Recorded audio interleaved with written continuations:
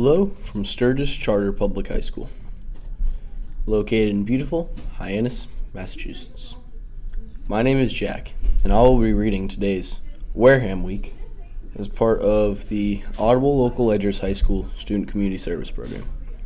The Ledger continues to deliver information and entertainment to the print impaired who live on the Cape, the islands, and the South Coast, many confronting disabilities such as low vision, blindness, or neurological disorders, as we have for over 25 years. Sturgis Charter Public High School is proud to assist in connecting these listeners with the outside world. Now on today's reading of the Wareham Week, dated Thursday, December 19th, 2024. Our first headline today reads, "Christmas Comes Early to Onset" by Bobby Grady. Warehamites took a holiday stroll to say hi to Santa Claus, look at decorated Christmas trees with an ocean backdrop, and visit local storefronts along Onset Avenue during Christmas in the village. The event was held Saturday, December 14th by the Onset Bay Association. Executive Director Kat Jones said the event is their take on a holiday stroll down Onset Avenue. A number of shops use their storefront as a place to celebrate the holidays, and she added it offers people a chance to get to know their neighbors. "We had a lot of different activities, and it's kind of geared towards families with kids, but everyone is welcome," said Jones. "This kind of event brings the kids out and everyone." Some of the activities included in the stroll were photos with Santa and a vendor market at the Glen Cove Hotel, cookie decorating at the Wareham Free Library, spinning Memorial Branch, and a variety of games and prizes with plenty of places to grab a cup of hot chocolate along the way. Kim Rivera of Onset was decorating cookies with her grandkids, and she has been coming to Christmas in the village for a number of years. "It's so nice, and it makes the whole community come together," said Rivera. "My grandkids and I love the talking Christmas tree. The pier is beautiful, and it makes everything feel so warm and cozy." Michelle Broder was helping visitors make peanut butter pinecone bird feeders at the Onset Bay Trading Company storefront. She said seeing the community come together was why she wanted to get involved. "We all need community, and we all need to stick together, helping each other out and have fun together," said Broder. Jones said bringing the community together, especially once the summer is over, is one of her main goals with this event. "We thrive in the summer, but during the off-season, there's not a lot going on. We tend to hibernate," said Jones. "This is just another way to get people out and go into the shops. And we're a small village, but we have a lot to offer." Our second article reads, "Out of the Fryer, Greece Finds New Fire. Renewable Biofuel Tested in Wareham" by Bobby Grady. A renewable energy company conducted a pilot demonstration for a first-of-its-kind renewable energy source at the Wastewater Pollution Control Facility in Wareham on Thursday, December 12th. CF Technologies, a Massachusetts-based company dedicated to using waste material to create renewable energy, is working on a way to convert brown grease, grease discarded by restaurants into grease traps, into a renewable source of biodiesel fuel, which could be a direct replacement for diesel. According to Vice President and Project Manager Jessica Sweeney, brown grease needs to be disposed of, and currently, the only way to do that is for a company to pump the grease out of a restaurant's grease trap and truck it to a landfill or incinerator. She added there is not currently a place in the South Coast to bring the waste product, but with CF Technologies' process, Wareham would become the place to bring brown grease. If implemented, brown grease would be brought to the Wareham Wastewater Pollution Control Facility for processing. When trucks arrived with the grease, it would be mostly water, mixed with the discarded grease, fats, and oils from restaurants.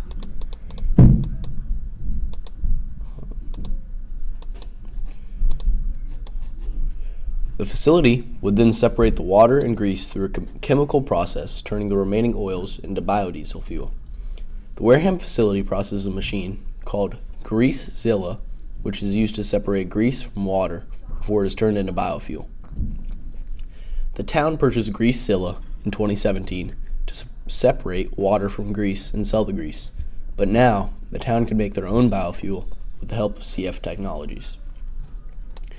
Greasezilla is not currently operational, but Sewer Department Director Scott Crahansel said there is a proposal to have the machine replaced or repaired at no cost to the town. Sweeney added that the process is very clean and it does not create any harmful byproducts as a result of the chemical reactions taking place to create the biodiesel. The biodiesel could be used as a direct replacement for diesel, which means it could be used in diesel engines for cars, trucks, and boats, as well as diesel generators, including diesel-powered heating systems in homes. In its current state, the process for converting brown grease into biodiesel is still in the testing phase. The system at the Pollution Control Facility is a small-scale version of what a fully operational system would look like. Sweeney added that in the best-case scenario, the fully operational system would be up and running sometime in 2026. According to Sweeney, this represents a potential economic boost for Wareham because the town could charge a tipping fee to companies to take their brown grease. And the town could then turn that into renewable biodiesel fuel. She added the process would also have positive environmental effects because less harmful waste would end up in landfills and incinerators. Our next headline reads, Young basketball stars take aim at glory in Elks Lodge competition, written by Ethan Hunt. Aspiring basketball stars, ages 8 to 13, compete in the Elks Lodge annual hoop shoot, Sunday, December 15th, at the Gleason Family YMCA. The competition provides children an opportunity to show off their free throw skills with 25 shots divided into 10 and 15 shot sets. Shooters are split into 3 age groups, with the most accurate kid in each group receiving a trophy. The top competitors at the Elks Lodge, number 73, have the opportunity to compete against the best free throw shooters in the district, then the region, and finally in the nation. The winner of the National Free Throw Finals will have their name and photo displayed at the Naismith Memorial Basketball Hall of Fame in Springfield, Massachusetts. The goal here is to promote the children and get them out to exercise and get them out to learn a sport, said Elks Lodge organizer Guy D'Antonio. Vanessa Lopes brought her son Jesse and daughter Anaya to take shots from the free throw line Sunday. This is completely out of Jesse's comfort zone, and he really loves basketball. So he just wants to keep pushing himself to do something different. Although turnout was relatively light this year, D'Antonio said in the past as many as 50 children have taken their turns in the line in previous hoop shoots. The hoop shoot is really the pride and joy of the youth programs that the Elks run, D'Antonio says. Our next article, another one about basketball, reads, Viking girls basketball opens season at home with a very close loss, by Ethan Hunt. The Wareham girls basketball team battled Dighton Rehoboth to a close 44-54 loss in the season opener Friday, December 13th. Dighton Rehoboth took the lead early and stretched their point advantage to 20 in the first quarter. However, by the end of the second period, Wareham had cut the lead to only 4 points. With 6 minutes left in the fourth quarter, Dighton Rehoboth had reestablished a commanding 18-point lead. However, the Vikings rallied, scoring 8 unanswered before time expired, with junior Johnny Tompkins and freshman Jordan Elwood leading the charge. Head coach Mike Fortune said this team did a lot of good things Friday night. The fact that we lost to this team by 10 and we were within 4 at one point, I'm pretty happy overall, Fortune said. This year will mark Fortune's second season with the Vikings. Last year he led the team to a 15-7 record, exiting the playoffs in the first round. Prior to Fortune, Vikings girls basketball saw a revolving door of head coaches, with their last positive record in the 2017-2018 season. However, this year, only 3 players from last season returned, and many are new to high school play in the sport. We've got a couple girls that have never really played, a bunch that have never played at this speed and at this level. It's going to take us a couple of games to get our feet under us, Fortune said. I'm hoping we can stay solid and continue to grow. Our next article reads, A Toy and Coat Drive. Help give back this holiday season and donate a toy or jacket to the first annual Toy and Jacket Pickup hosted by Stone Path Malt and local cornhole groups, the Usual Baggers, and Badass Cornhole. The groups asked people to bring toys and jackets to Stone Path Malt Thursday, December 19th, and they will be distributed to families in need December 21st from 1 to 6 p.m. Also, there is a lovely luncheon. Love is in the air at the Wareham Council on Aging as they prepare to host this Valentine's lunch. The lunch will be hosted at the Council on Aging's office at 48 Marion Road Monday, February 10th at 11:30 a.m., with food provided by Dean and Rose and her team, as well as music from Jeff Dunn. Tickets are $5 and doors open at 11 a.m. Our next title reads, Wareham Kids Named to Upper Cape National Honor Society. Upper Cape Cod Regional Technical High School recently announced 12 of their students were inducted in the National Honor Society. 3 of these 12 are from Wareham, including Blake Gajan, who is studying culinary arts, Victoria Mombrini, studying veterinary science, and Devin Schulz, studying horticulture. Also, Wareham High School announced Kaylin Silva was named their November Student of the Month, and Scotty Montero, Jr., Foundation Scotty Award winner. Our next article reads, Public Hearing to be held on Accessory Dwelling Units Law by Ethan Hunt. At a public hearing on January 6th, residents will provide input on 2 options for how the town should implement a new state law that allows the construction of smaller, independent secondary homes, known as accessory dwelling units, on properties in single-family zoning districts. In August 2024, Massachusetts passed the Affordable Homes Act and amended zoning laws statewide to address housing, affordability, and availability by allowing properties zoned single-family to have a second independent living space. These residences can be attached to the property, such as attics and garages, or detached like small outbuildings and must be no larger than 900 square feet.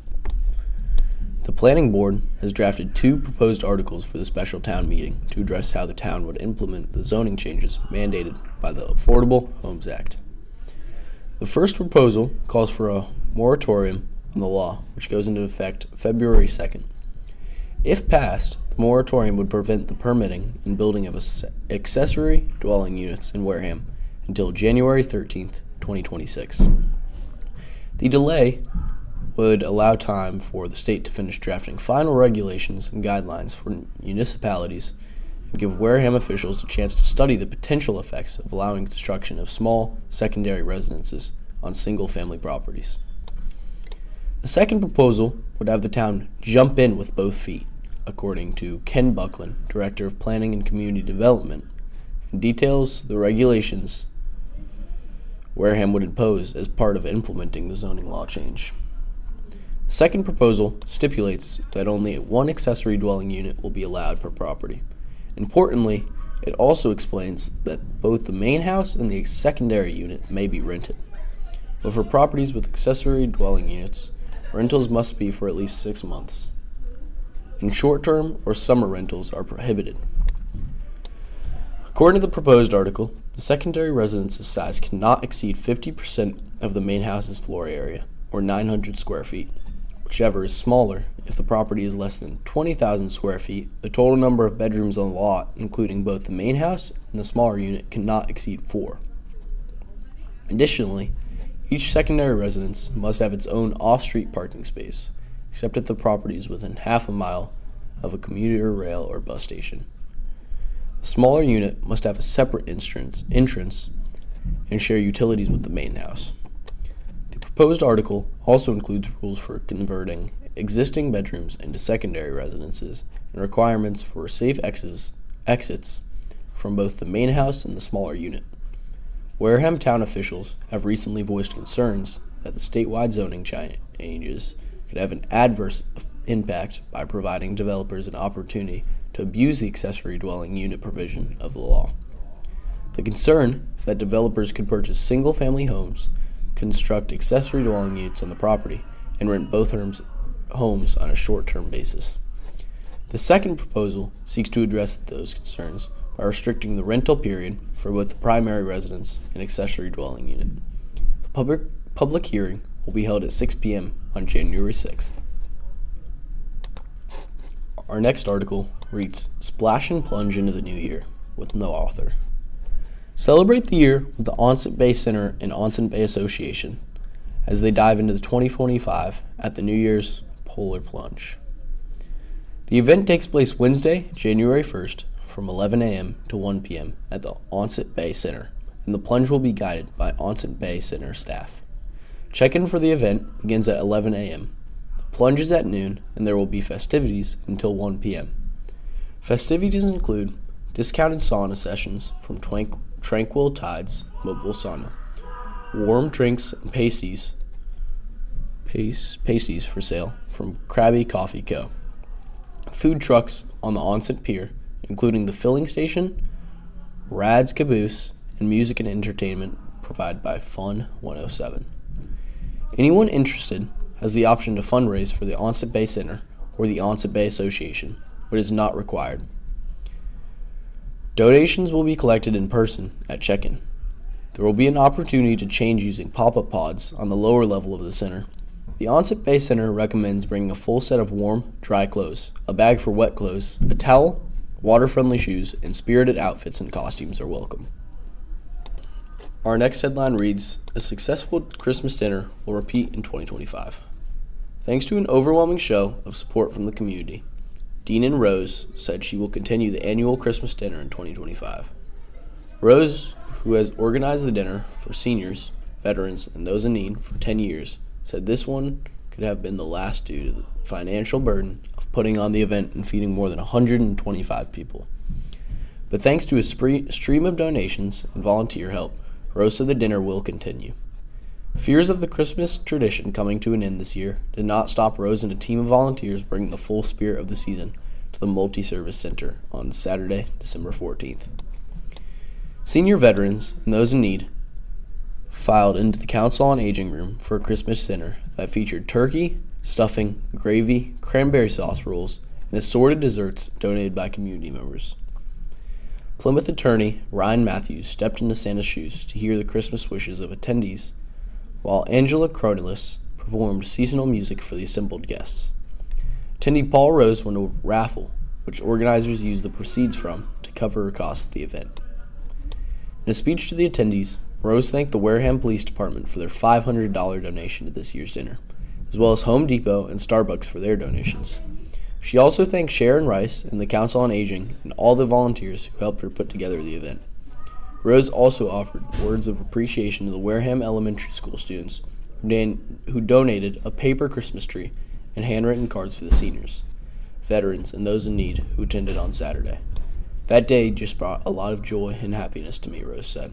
A couple of times I wanted to shed a little tear because it was so fulfilling.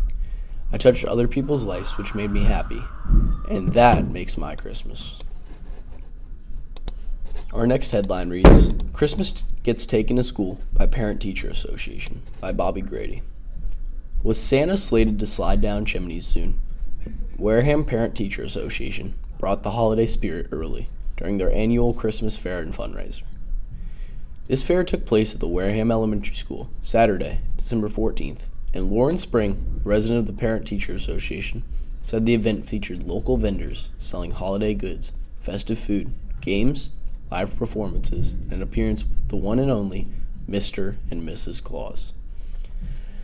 Spring said each year they put this on, they try to make it fun for the kids. All the food is cooked in the cafeteria, named Mrs. Claus's Kitchen, for the day, and the kids can play reindeer games. The fair also serves as the Parent-Teacher Association's largest fundraising effort, according to Spring. It all goes back to the school, said Spring. It raises money for field trips, buses, or it's for field days or other school events. Sean Preston has 3 kids in the elementary school and was at the event to support the school and to have a fun day with the kids. His daughter, Annalise Preston, 7, got a photo with Mr. and Mrs. Claus, and she said that even though it was short, her favorite part was getting candy after the picture. Nicole Nault is a kindergarten teacher at the elementary school and volunteered her time to help run the games. The kids have so much fun, and the kids love seeing their teachers in elf costumes, said Nault. Our next article reads, Gingerbread House Raffle Winner, with no author. For the past 5 years, Walter's Barbershop has held a free raffle for an authentic gingerbread house made by Montilo's Baking Company as part of the Christmas in the Village festivities. This year, Lily of Wareham won the barbershop-themed gingerbread house, complete with a replicate barber pole, shears, mustache, a barber chair vignette, and creative decor made of delicious confections. Another article reads, Christmas Lunch at the Council on Aging. The Wareham Council on Aging hosted their annual Christmas lunch on December 4th, which featured a donation of $3,000 presented to Executive Director of the Council on Aging, Sharon Rice, in memory of former 2nd Plymouth District Representative Susan Williams Gifford. Representative Gifford died of cancer in October. During the event, California Carl provided live entertainment, and the event featured an auction of many donated items. Our last article reads, Not Forgotten, Wreaths Honor Service Members by Ethan Hunt. This morning, we gather here to express our sentiments and a deep sense of solidarity with fallen heroes, said Father George Shitakura of St. Margaret Parish. As members from 6 Wareham nonprofits placed a wreath at the base of the Veterans Monument in Center Park Friday, December 13th. The ceremony marked the start of Wreaths Across Wareham, a local extension of the National Wreaths Across America program, established by the nonprofit of the same name to remember fallen U.S. veterans, honor those who serve, and teach children the value of freedom. The national ceremony is Saturday, December 14th, but members of the Knights of Columbus, American Legion, Elks Lodge, Friends of Wareham Veterans Council, Historical Society, and the Garden Club arrived early Friday morning to pay tribute to veterans for Wareham's ceremony, with wreaths made by the Garden Club. For the 6-year organizers placed wreaths at Center Park, Town Hall, the Agawam War Memorial, and the National Cemetery. These martyrs are one among us. We enjoy their company, although they are gone from our sight. Our gathering is a sight that they are not forgotten, Shitakura said. I've reached the end of our reading for today. If you know someone who could benefit from our service, or you're interested in either volunteering or donating to our nonprofit to keep us in the air, please call 508-539-2030 or visit our website at audiblelocalledger.org. You can now listen to us on smart speakers like the Amazon Echo Dot and Google Home. Just say, Alexa or Google, play the local ledger on TuneIn, and you'll have a clear, static-free connection to our readings. As always, thank you for listening and for all your continued support. This is Jack. Bye for now.